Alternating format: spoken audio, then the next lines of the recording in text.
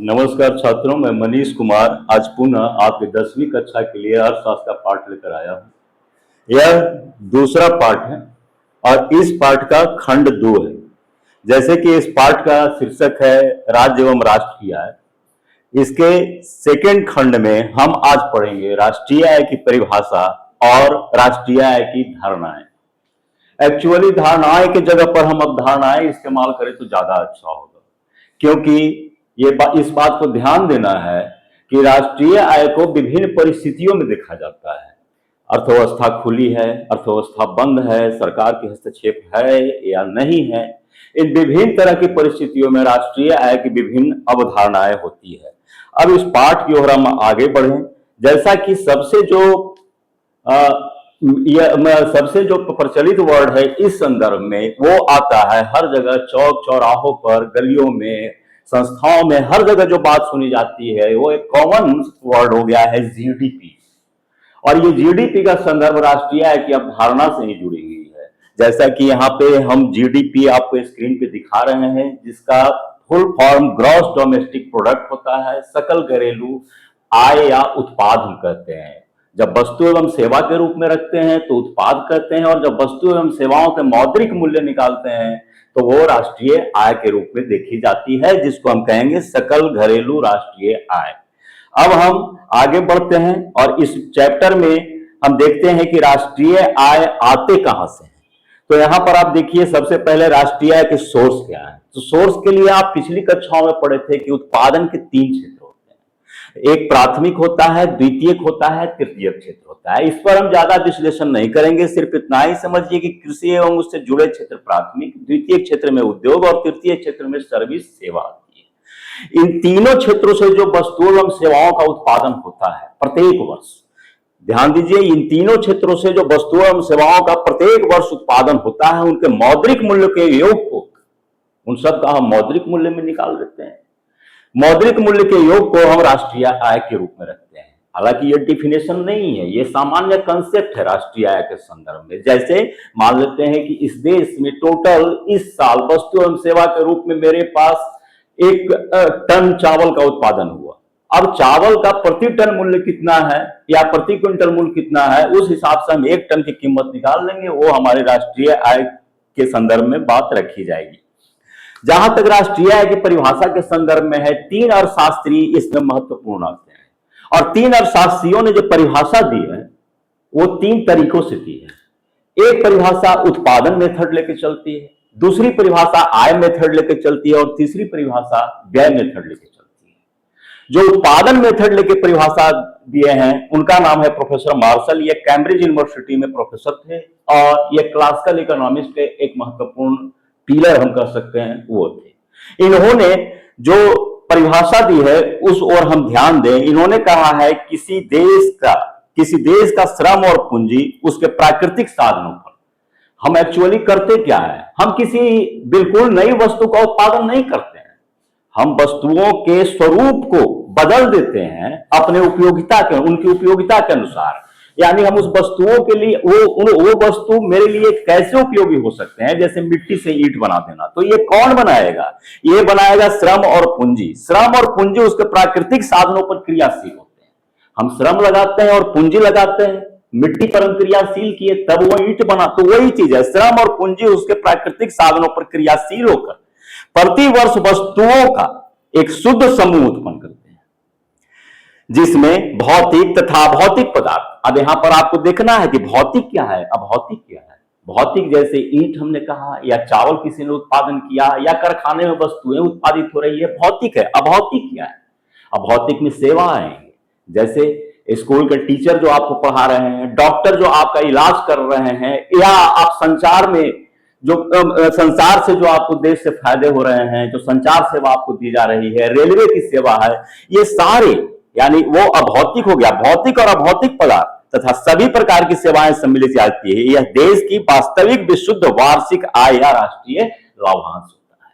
इसी को हम देश की विशुद्ध वार्षिक आय या राष्ट्रीय लाभांश कहते हैं। अब यहां पर 2 वर्ड हमको आ रहा है, एक शुद्ध और एक वास्तविक विशुद्ध। इसको हम आगे देखेंगे कि ये क्या है। ये 2 चर काफी राष्ट्रीय आय के परिप्रेक्ष्य में महत्वपूर्ण है, इसको हमें आगे ढंग से समझना होगा। अब हम देखें प्रोफेसर पीगू, तो यहां पर आपने ध्यान दिया प्रोफेसर मार्शल ने क्या किया है, वस्तु एवं सेवाओं के उत्पादन के मौद्रिक मूल्य को लिया है।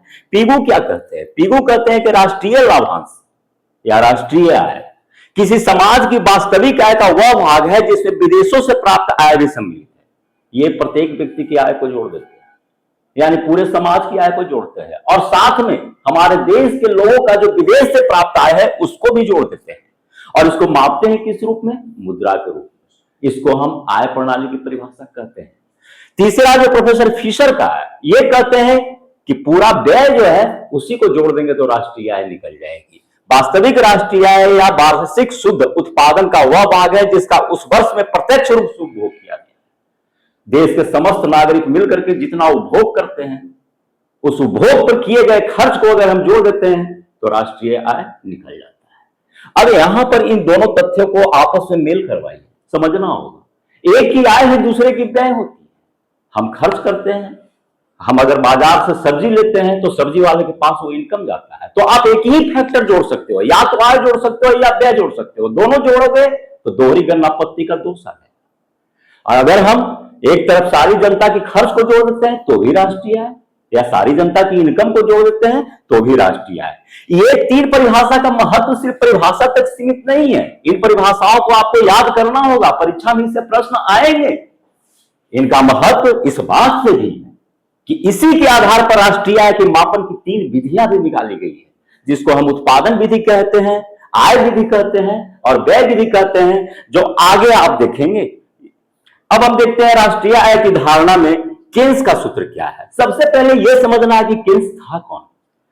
1930 में जब वर्ल्ड में डिप्रेशन आया, महामंदी आई, उस समय जो पुराने क्लासिकल इकोनॉमिक्स के जो थ्योरी थे, जो हस्तक्षेप नीति पर आधारित, यानी अर्थव्यवस्था में सरकार को हस्तक्षेप नहीं करनी चाहिए वरना अर्थव्यवस्था असंतुलित हो जाएगी।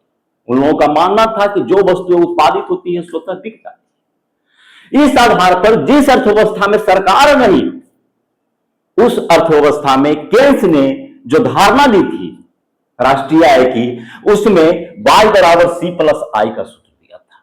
y का मतलब यहां राष्ट्रीय आय से है, यही y जीडीपी में तब्दील होते चला जाएगा। y बराबर C प्लस I, यानी यहां आप देखिए सिर्फ दो क्षेत्र हैं इकोनॉमी के, यहां पर सरकार नहीं है, ये आम जनता, उस देश की आम जनता करती है। ये दोनों काम हम अपनी इनकम का या तो कंजम्पशन करते हैं या इन्वेस्टमेंट करते हैं, इसके अलावा कोई काम नहीं। तो एक जनता क्या करती है, तो जो इनकम कमाती है उसका उपभोग करती है और शेष को बचत करती है, और वही बचत बाद में निवेश कर जाती है। तो कहते हैं कि आय के दो ही पक्ष है, C plus I। C for consumption मैंने नीचे दे दिया है, उपभोग व्यय, I इन्वेस्टमेंट, निवेश व्यय, यानी हम जो आय कमाते हैं उसको दो ही जगह खर्च करते हैं, उपभोग पर और विनियोग पर। इस तरह ये दोनों का योग हमारा राष्ट्रीय आय निकल जाता है। अब सवाल है कि केन्स ने कहा कि सरकारी हस्तक्षेप नहीं होने के कारण इकोनॉमी में मंदी आई, और इसी कारण उन्होंने फ्रेडरिक डी रूजवेल्ट को एक पत्र लिखा। उस पत्र का नाम था न्यू डील पॉलिसी। उस पत्र में उन्होंने कहा कि अगर आपको मंदी दूर करनी है तो अर्थव्यवस्था में सरकारी हस्तक्षेप कीजिए और सरकारी खर्च को बढ़ाइए, और ऐसे सेक्टर में खर्च को बढ़ाइए जहां उत्पादन नहीं हो लेकिन लोगों की आय बढ़े, ताकि जनता की क्रय शक्ति बढ़े, और क्रय शक्ति बढ़ने से वस्तुओं की खरीदारी बढ़ेगी, जिससे आपकी मंदी दूर होगी, वस्तुएं बिकने लगेगी, फिर निजी इंटरप्रेन्योर्स को मुनाफा मिलने लगेगा, फिर वो अपने इन्वेस्ट करने लगेंगे। अभी जब मंदी है तो कोई इन्वेस्ट करने के लिए तैयार नहीं होगा। तब ऐसी परिस्थिति में बच्चों आप समझ सकते हैं कि इकोनॉमी का जो क्षेत्र था वो अब बढ़ने लगा, और सिर्फ निजी तंत्र ही नहीं रहा, इसके साथ सरकारी तंत्र भी आ गए। यानी अब व्यय के तीन पक्ष हो गए, जिसमें पहले क्या था, C और I था, अब एक G थर्ड फैक्टर आकर जुट गया, जिसमें G क्या है, गवर्नमेंट एक्सपेंडिचर, सरकारी व्यय। अब ये एक ऐसी अर्थव्यवस्था हो गई जिसको हम लोकतांत्रिक अर्थव्यवस्था कर सकते हैं, जिसमें सरकार हर हस्तक्षेप कर आय के वितरण को संतुलित करने का प्रयास करती है। अब हम देखें, इससे आगे भी बढ़ते हैं जब इंटरनेशनल ट्रेड जुड़ता है। अभी तक तो ये देश के अंदर हम चल रहे थे, अब देश से बाहर के संबंध को हम देखते हैं।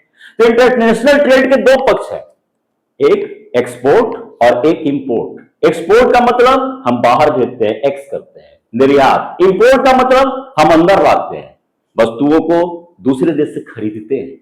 तो यहां पर जो चौथा चर आ गया वो एक्स माइनस एम है। ये x माइनस एम फैक्टर बहुत महत्वपूर्ण है। पहले से आपने देखा शुरू में क्या था, सी और आई। जब सरकार नहीं थी, सरकार आ गई तो तीसरा फैक्टर जुड़ गया जी, यानी सरकारी व्यय।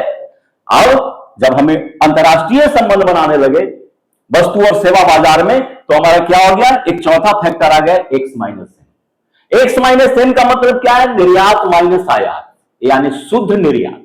हम जैसे शुद्ध निर्यात इस तरह समझिए, भारत 100 रुपए का अमेरिका में सामान बेचता है, अमेरिका वाले 80 रुपए का भारत में सामान बेचते हैं। ऐसे देखने में अगर हम प्रश्न करेंगे कि भारत कितना निर्यात करता है तो 100 रुपया, लेकिन एक्चुअल कितना निर्यात करता है, तो जो आयात करते हैं उसको घटाएंगे ना, हम 20 रुपया निर्यात कर रहे हैं ना, तो हम ये इसमें ये जोड़ देंगे, यही शुद्ध निर्यात 100 माइनस 20। अब ये फैक्टर राष्ट्रीय आय पर को जो है बहुत प्रभावित करता है। मान लेते हैं, यहां ध्यान दीजिए बच्चों के C प्लस आई प्लस जी बराबर 100 है और x माइनस एम 20 प्लस निकल के आया, तब तो ये C प्लस आई प्लस जी के टोटल कैलकुलेशन को बढ़ा देगा और y को बढ़ा देगा। लेकिन यदि x माइनस एम बराबर 0 आता है, जितना निर्यात करते हैं उतने आयात करते हैं, तो हमको अंतरराष्ट्रीय व्यापार से कोई लाभ नहीं मिल रहा है। अगर x माइनस एम माइनस में चला जाता है तो हमको अंतरराष्ट्रीय व्यापार से हानि हुई, और उस हानि का चुकता कहां से होगा, घर से होगा। इसे हम सीधी शब्दों में देहाती भाषा में कह सकते हैं कि ये घर के आटा भी गील करना हो जाता है, यानी ये एक तरह से घरेलू आय में सही मेरा जाता है। यही कारण है कि आगे आप पढ़ेंगे कि जीडीपी के फॉर्मूला में ये अंतरराष्ट्रीय व्यापार भी जुड़ा हुआ होता है। तो बच्चे क्या समझ जाते हैं कि जब घरेलू आप बोल रहे हैं तो फिर विदेश वाला कैसे जोड़ दिए, तो विदेश वाला जो ये निर्यात आप कर रहे हैं घर का सामान ही कर रहे हैं, और आपको जो निर्यात माइनस आयात का घाटा भी अगर हो रहा है तो घर से ही डेफिसिट भरना होता है, तो वो घरेलू इनकम में ही रहेगा। अब इन्हीं यहां पर हमने दे दिया है कि यही धारणा जीडीपी ग्रॉस डोमेस्टिक प्रोडक्ट कही जाती है, यानी ये बाई यहां तब्दील हो जाएगी जीडीपी में, ग्रॉस डोमेस्टिक प्रोडक्ट, सकल घरेलू उत्पाद या सकल घरेलू आय, क्योंकि अभी मैंने बताया कि ये घर की ही आपकी है। अब यहां पर एक चीज क्लियर कीजिएगा, आपके बुक में नहीं है, लेकिन एज ए टीचर जब मैं पढ़ाना शुरू करता हूं तो लगता है कि बच्चों को इन चीज से, इस बात से अनभिज्ञ क्यों रखा जाए, क्योंकि ये त्रुटि हो रही है यहां पर। पूरे चैप्टर में मैंने आपका देखा, जो भी आपकी किताबें हैं एनसीईआरटी टेक्स्ट बुक या और प्राइवेट पब्लिकेशन का, हर जगह जीडीपी और जीडीपी एमपी में फर्क नहीं किया है। आप भी कॉमन आगे एक ही मान के चलिए, लेकिन इस बारीक अंतर को यहां पे समझिएगा। जीडीपी का मतलब है कुल वस्तुओं और सेवाओं के उत्पादन के योग से, लेकिन जब उसका मौद्रिक मूल्य निकालते हैं तो वो जीडीपी एमपी बन जाता है, यानी ऑन मार्केट प्राइस, बाजार मूल्य पर जीडीपी। तो मैंने यही लिखा है कि जीडीपी एमपी, जहां एमपी बराबर मार्केट प्राइस है, को सूचित करता है, और इसे हम सकल घरेलू आय कहेंगे, यानी खाली जीडीपी को सकल घरेलू उत्पाद कहेंगे और जीडीपी एमपी को हम सकल घरेलू आय कहेंगे। खैर आगे जब हम पढ़ाएंगे तो जहां जीडीपी लिखा है उसको आप सकल घरेलू उत्पाद में समझ के सकल घरेलू आय के रूप में ही लेंगे, क्योंकि आपकी किताब में उसी तरह दिया हुआ है। अब हम यहां थोड़ा देखें आय का चक्रीय प्रवाह को। आय के चक्रीय प्रवाह को समझने के लिए हम देखते हैं कि आय मिलता है किसको, आय का वितरण किसके बीच में होता है, आय उत्पन्न कहां से होती है, तो आय वस्तुओं एवं सेवाओं के उत्पादन से उत्पन्न होती है। वस्तु एवं सेवाओं के उत्पादन में लगते क्या है, तो लगते हैं 4 फैक्टर, भूमि, पूंजी, श्रम और साहस। एक 5वां फैक्टर जो परंपरागत रूप से चलते आया है व्यवस्थापक, हम उसको इसमें नहीं लेते हैं, क्योंकि व्यवस्थापक 2 क्वालिटी के होते हैं, या तो साहसी खुद व्यवस्था करता है या व्यवस्थापक वेतन भोगी होते हैं, तो उसको हम श्रम की कोटि में भी रख सकते हैं, क्योंकि एक फिजिकल श्रम है एक मेंटल श्रम है, उनको भी वेतन ही मिलता है। तो यानी पूरे समाज में यही 4 तरह के लोग, और यही 4 तरह के लोग उत्पादन में साधन के रूप में काम करते हैं, कुछ साधन देते हैं अपना और उसके बदले वो इनकम कमाते हैं। उस इनकम से जो है उनको जो मिलता है उसको हम क्या कहते हैं, तो भूमि को अगर प्रयोग करते हैं हम उत्पादन के लिए, तो भूमि के मालिक जिसको हम भूमिपति कहते हैं उसको किराया मिलता है, जिसको अर्थशास्त्रीय भाषा में लगान कहते हैं। इसी तरह पूंजी जिसका है, अगर उस टाइम उधार पूंजी लेते हैं अपना उद्यम शुरू करने के लिए, जैसे बैंक से हमने 1 करोड़ लोन लेकर के कोई इंडस्ट्री स्थापित की है, तो उस बैंक को हमको इंटरेस्ट देना पड़ता है, जिसको हम ब्याज कहते हैं। श्रम को जो लेबर हम लगा रहे हैं उसको मजदूरी देनी पड़ेगी, और साहसी को क्या मिलेगा, लाभ या हानि। लाभ भी मिल सकता है, हानि भी मिल सकता है, लेकिन अर्थशास्त्र में सिर्फ लाभ लिखा जाता है। लाभ के पहले प्लस लगा दो तो वो लाभ है, माइनस लगा दो तो वो हानि है। इस प्रकार आप देख रहे हैं कि चारों की आय यहां पर जानिए, इस प्रकार इन चारों की आय का योग अगर हम जोड़ देते हैं, क्योंकि समाज में यही 4 तरह के व्यक्ति है, ध्यान देना, इसके अलावा भी अगर कोई आप है तो ढूंढने का प्रयास करो, ये आपका होमवर्क भी एक तरह से है। हम आपके गार्जियन हो या किसी अन्य बच्चे के गार्जियन हो, इसी में से कोई ना कोई, तो जब सारे नागरिक इसी में से कोई ना कोई है, तो इन सारे नागरिकों की आय को भी जोड़ देंगे तो राष्ट्रीय आय निकल जाएगी। तो मैंने वही किया है कि ये 4 आय जो है, इन चारों आय को जोड़ दो साधन आय के रूप में। अब ये थे कौन? तो ये सब साधन थे उत्पादन के। भूमि साधन है, पूंजी साधन है, श्रम साधन है, साहस साधन है, ये सब साधन है। तो साधनों के आय को हम जोड़ देंगे तो क्या निकल जाएगा? राष्ट्रीय आय निकल जाएगा। तो इसको हम कहते हैं साधन आय के रूप में राष्ट्रीय आय। तो साधनों की आय क्या क्या थी? लगान, ब्याज, मजदूरी और लाभ, इन सबको हम जोड़ देंगे। अब ये यहां ध्यान दीजिए कि अब जो है राष्ट्रीय आय का चक्र कैसे चलता है, तो हम उसके लिए यह ध्यान देना होगा कि अर्थशास्त्र का प्रारंभिक शब्द क्या है, प्रारंभिक पंक्ति क्या है। सभी आर्थिक क्रियाओं का आदि और अंत उपभोग होता है। उपभोग के लिए ही हम आर्थिक क्रियाएं करते हैं और उपभोग पे ही जाके समाप्त कर देते हैं। यहां मैंने दे दिया है, सभी आर्थिक क्रियाओं का आदि और अंत उपभोग है। इसको आप याद रखेंगे, 1 नंबर के प्रश्न में आ सकता है। अतः राष्ट्रीय आय का निरंतर प्रवाह उत्पादन क्षेत्र से उपभोक्ता परिवार की ओर और उपभोक्ता परिवार से उत्पादन क्षेत्र की ओर चक्रीय होता है। इसको आप इससे समझ सकते हैं। जैसे मान लेते हैं हम यहां पर कि सबसे पहले हम लेते हैं साधन सेवाओं को। साधन सेवा में क्या क्या आपने ऊपर देखा? भूमि है, श्रम है, पूंजी है एवं उद्यम है। ये कहां से मिलेंगे? ये परिवार से मिलेंगे, उपभोक्ता परिवार से मिलेंगे। इसको खरीदेगा कौन? तो उत्पादक उद्योग खरीदेगा। देखिए यहां से उपभोक्ता परिवार से ये साधन बिक रहे हैं, उत्पादक उद्योग। उत्पादक उद्योग उनको क्या देगा? तो उत्पादक उद्योग भूमि को लगान देगा, श्रम का मजदूरी देगा, पूंजी को ब्याज देगा और उद्यमी को लाभ देगा।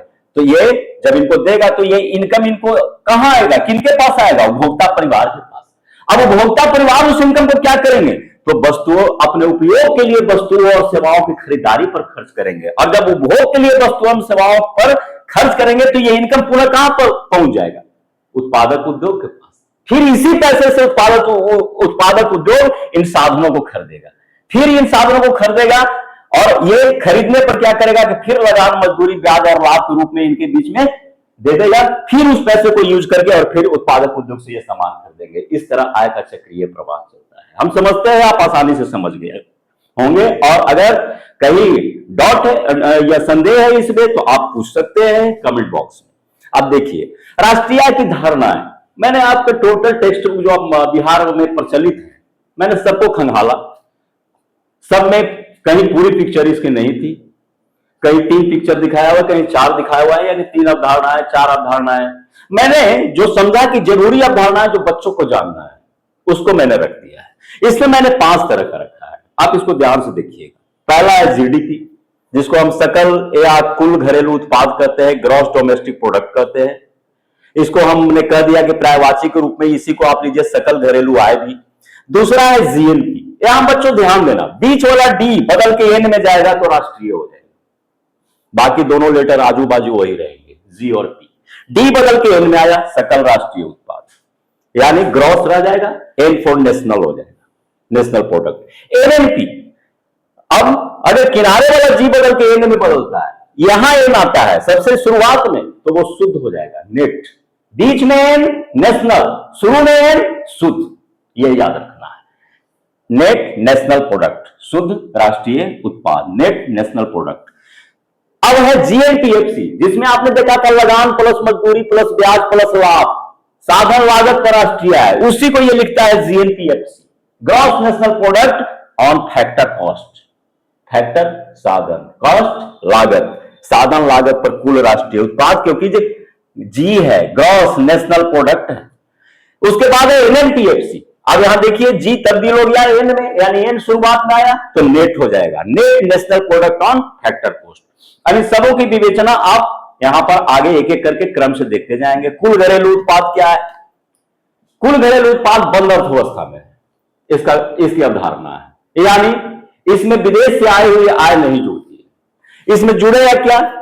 एक घरेलू सीमा के अंदर, किसी देश की घरेलू सीमा के अंदर एक लेखा वर्ष में, लेखा वर्ष क्या होता है? 1 अप्रैल टू 31 मार्च भारत में। जैसे 1 अप्रैल 2025 से 31 मार्च 2026 एक लेखा वर्ष होगा, यानी इस एक साल में घरेलू सीमा के अंदर उत्पादित सभी वस्तुओं एवं सेवाओं के मौद्रिक मूल्य के योग को सकल घरेलू उत्पाद अथवा आय। अब इसमें देखिए कि इसमें कौन कौन से चर आएंगे, तो उपभोग, निवेश और सरकारी खर्च और साथ में एक्स माइनस एम। मैंने पहले ही बता दिया था कि एक्स माइनस एम हमारा विदेशी आय नहीं है, बल्कि ये हमारे घर का ही है, क्योंकि इसमें हम घर की वस्तुओं को निर्यात करते हैं और अगर निर्यात से आयात अधिक होता है तो हमको घर से उसकी भरपाई करनी पड़ती है। तो याद रखिएगा जीडीपी का ये सूत्र निकल रहा है C plus I plus D plus X minus M, यानी उपभोग व्यय, निवेश व्यय, सरकारी व्यय और जो है शुद्ध अंतरराष्ट्रीय व्यापार या शुद्ध निर्यात। अब हम सकल राष्ट्रीय उत्पाद में देखते हैं। सकल राष्ट्रीय उत्पाद क्या है? इसका दायरा जीडीपी से बड़ा हो जाता है। इसमें पूरे जीडीपी में आके एक चर जुड़ जाता है और वो चर है विदेशी आय, और विदेशी आय को रखते हैं शुद्ध विदेशी आय के रूप में। अब इसमें मैंने वही लिख दिया है कि जीडीपी में उस वर्ष लेखा वर्ष का विदेशी आय भी जोड़ देने पर सकल राष्ट्रीय उत्पाद होता है। जीडीपी पूरा वही रहेगा, सी plus I plus ji plus X minus M, वैसा ही रहेगा। इसके साथ जुटेगा आपको आकर के क्या? शुद्ध विदेशी आय। शुद्ध विदेशी आय को हम एनएफआई कहते हैं। N for net, F for foreign, I for income, A for abroad, यानी बाहर से। मैंने नीचे इसका एब्रिविएशन भी दिखा दिया है, NFI, net factor income from abroad, है ना। तो ये विदेशी, शुद्ध विदेशी आय क्या है? हमारे देश के लोग यदि अमेरिका में जाके काम करते हैं, 100 रुपया कमाते हैं, तो ये विदेशी आय हुई। इसी तरह अमेरिका के लोग हिंदुस्तान में आके 80 रुपया कमाते हैं, तो वो उनकी विदेशी आय थी। अब मेरा शुद्ध विदेशी आय होगा कि मेरे लोग द्वारा अमेरिका में कमाई गई आय माइनस अमेरिकियों द्वारा भारत में कमाई गई आय, यानी 100 में से 80 घटाना होगा, तो सिर्फ 20 रुपया मेरा बचेगा। तो ये शुद्ध विदेशी आय जीडीपी को बढ़ा भी सकता है, घटा भी सकता है। अगर शुद्ध विदेशी आय प्लस 20 है तो जीडीपी को बढ़ा देगा। पहले से जीडीपी 100 है तो 120 होगा। 0 होगा अगर शुद्ध विदेशी आय 100 रुपया अमेरिका भी मेरे यहां कमाता है, मैं भी अमेरिका के यहां 100 रुपया कमाता हूं, तो ऐसी परिस्थिति में एनएफआई शून्य हो जाएगी। तब क्या हो जाएगा? जीडीपी बराबर जीएनपी। तीसरी बात, अगर माइनस में चला जाता है, अमेरिकन मेरे यहां क्या ज्यादा कमाते हैं, 100 कमाते हैं, मैं ही 80 वहां कमाता हूं, तो मेरा एनएफआई कितना हो जाएगा? -20। तो वो क्या हो जाएगा कि जीडीपी -20 बराबर 80, यानी जीएनपी 80 रह जाएगा और जीडीपी मेरा 100 हो जाएगा। वैसी अवस्था में जीएनपी लेस देन जीडीपी। अब हम एनएफआई, ये जो है शुद्ध राष्ट्रीय उत्पाद अथवा आय देखते हैं। शुद्ध राष्ट्रीय उत्पाद अथवा आय क्या है?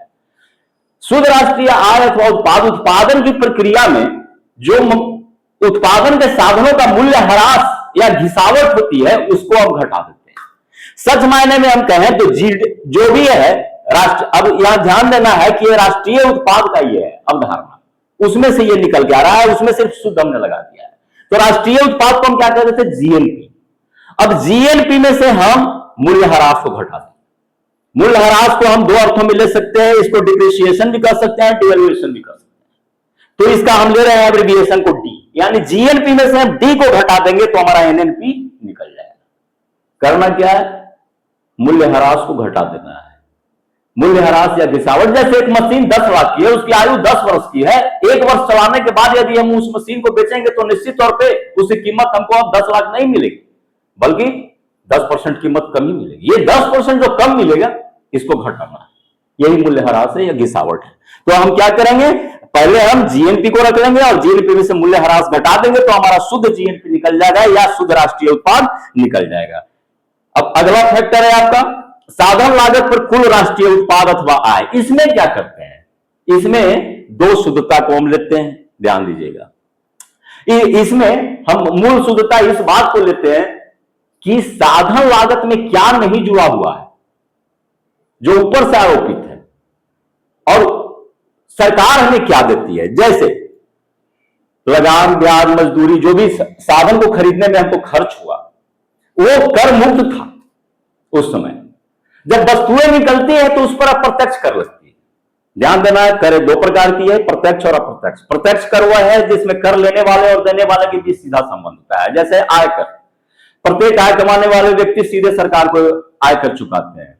दूसरा है अप्रत्यक्ष कर। अप्रत्यक्ष कर में कर लेने वाले और देने वाले के बीच में सीधा संबंध नहीं होता है, यह अन्य माध्यमों से कर प्राप्त करने वाले के पास आता है। जैसे बिक्री कर, आप वस्तु पर कर चुकाते हो, आप डायरेक्ट सरकार को नहीं चुकाते हो, आपके माध्यम से स्टॉकिस्ट के पास जाता है, फिर कंपनी के पास जाता है और फिर कंपनी उस कर को चुकाती है। तो वस्तु के जो मूल्य बढ़ाते हैं जो वस्तु में साधन उत्पादित करती है, वस्तु और सेवाएं, उसके जो मूल्य बढ़ाते हैं वो मूलतः अप्रत्यक्ष कर है।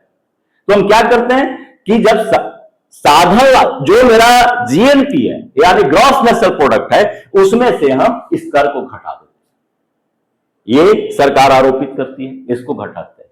तो सरकार जो आरोपित करती है उसको घटाते हैं, तो सरकार जो देती है उसको इसमें हम जोड़ देते हैं। तो सरकार हमको देती है क्या? अनुदान देती है।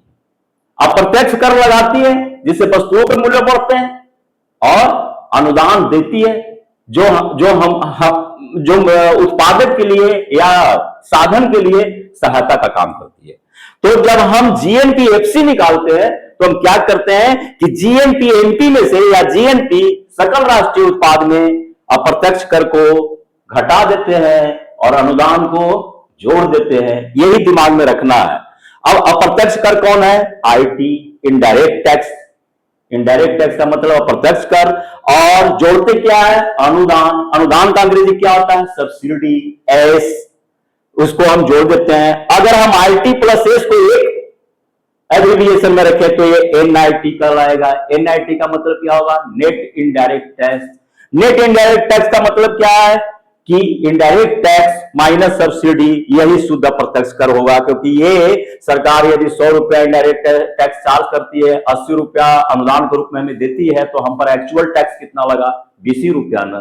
तो वो हो गया आपका एनआईटी। मैंने यहां नीचे दिखा दिया है इसको सारा सूत्र से, आप इसको देखिएगा।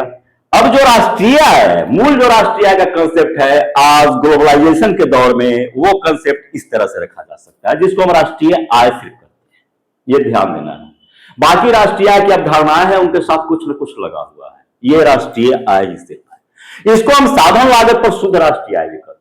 अब यहां देखिए दो तरह की शुद्धताएं आ रही है। इसके पहले वाले में मैं आपने देखा था साधन लागत पर कुल राष्ट्रीय उत्पाद या कुल राष्ट्रीय आय में आपने एक शुद्धता देखी थी कि हम एनआईटी को माइनस किए।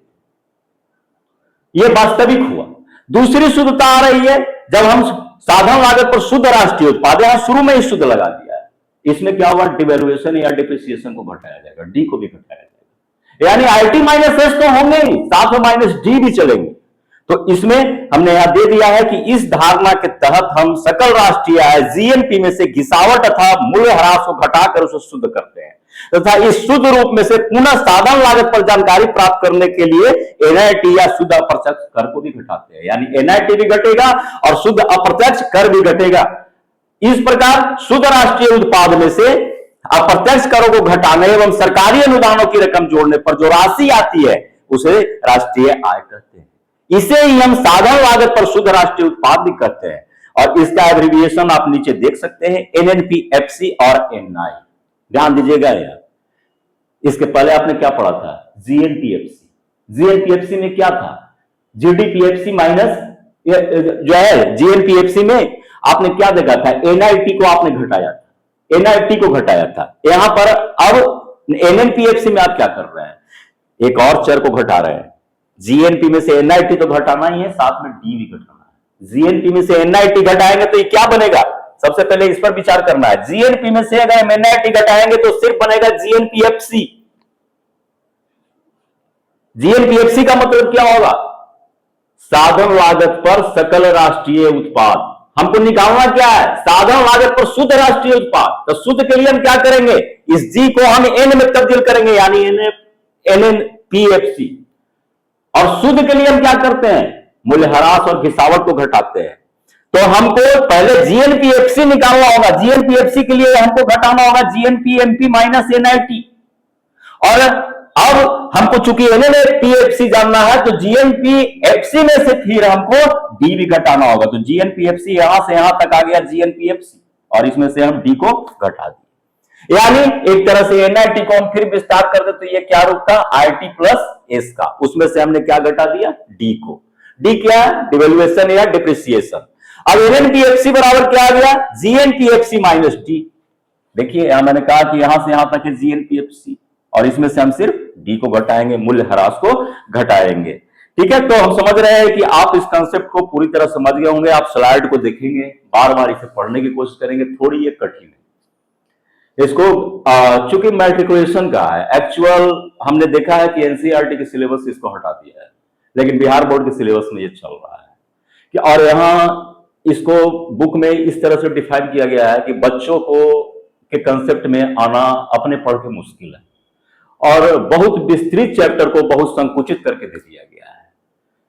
तो आप इसको बार बार देखेंगे, कहीं भी डाउट हो तो निश्चित तौर पे आप हमसे सवाल करेंगे।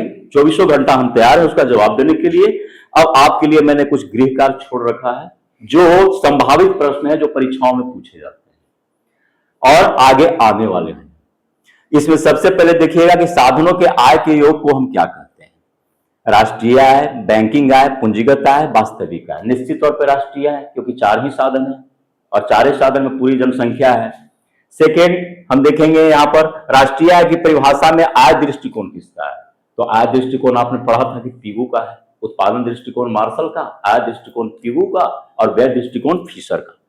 वास्तविक राष्ट्रीय आय वार्षिक शुद्ध उत्पादन का वह भाग है जिसका उस वर्ष में प्रत्यक्ष उपभोग किया जाता है। किसका कहते हैं? उपभोग करने का मतलब क्या है कि व्यय हम कर रहे हैं। तो व्यय की धारणा वाली परिभाषा किसकी है? तो ये व्यय की धारणा वाली परिभाषा फिशर की है। चौथा है ब्याज अथवा सूद किस साधन की आय है? पूंजी। पूंजी के प्रयोग के बदले में जो पूंजीपति को दिया जाए उसे हम ब्याज कहते हैं। तो ये आपका चारों का आंसर भी मैंने नीचे दिया है। लघुत्तरीय प्रश्न है जो इस स्लाइड में ही आपको इसका आंसर मिल जाएगा। प्रोफेसर मार्शल द्वारा दी गई राष्ट्रीय आय की परिभाषा को लिखे। मैंने इस कारण दिया है कि इसको रट जाइए, एक सरह पूछ दे रहा है। और आय का सक्रिय प्रवाह से क्या समझते हैं? आय का सक्रिय प्रवाह में आपने देखा कि साधनों को जो है खरीदता है उत्पादक वर्ग खरीदता है साधनों को, वो परिवार से मिलता है। हमारे यहाँ पे घर से साधन मिलते हैं, फिर जब खरीदता है तो उसको लगान, ब्याज, मजदूरी के रूप में क्या करता है, फिर परिवार को देता है और परिवार उस आय को पुनः वस्तु के रूप में खरीद के उत्पादन के साथ या उत्पादन के मालिक के पास पहुंचा देता है। दीर्घोत्तरीय प्रश्न सिर्फ एक मैंने आपको रखा है और ये इंपॉर्टेंट प्रश्न है, बहुत इंपॉर्टेंट है। राष्ट्रीय आय की विभिन्न धारणाओं को स्पष्ट करें, जिसमें ये 5 धारणाओं को आपको देना होगा और कम से कम 5 धारणाओं का आप इक्वेशन को दे या मत दे, उसको शब्दशः लिखने की जरूर कोशिश करें। Thank you. आज का क्लास इतना ही। धन्यवाद।